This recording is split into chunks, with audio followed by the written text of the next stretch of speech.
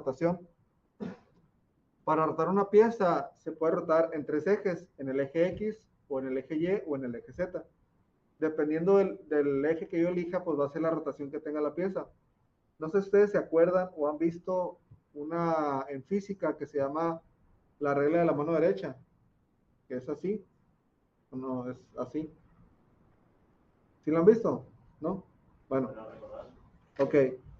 Imagínense que estos dedos son mis ejes, ¿no? El eje Z, el eje X y el eje Y. Dependiendo del eje que yo elija, pues va a ser la rotación. La rotación la rotación abraza los ejes, ¿no?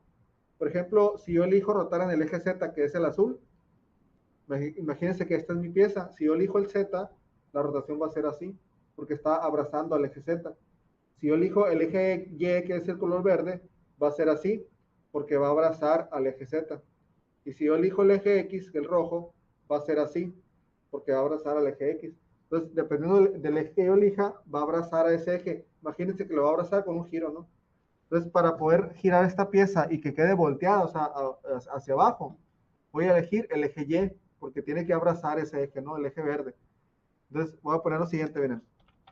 Rotate 3D, o sea, rotación en 3D. Le doy Enter. Voy a seleccionar la pieza que voy a rotar. Le doy Enter.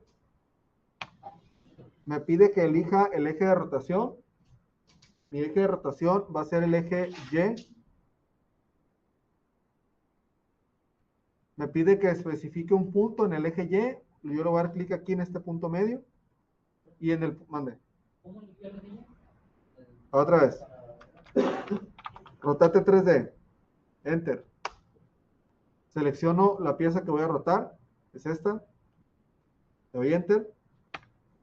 Me pide que elija el eje de rotación. Aquí está, es el eje Y. Le puedo dar clic o puedo poner la Y y Enter, ¿no? Me dice que especifique un punto en el eje Y de rotación.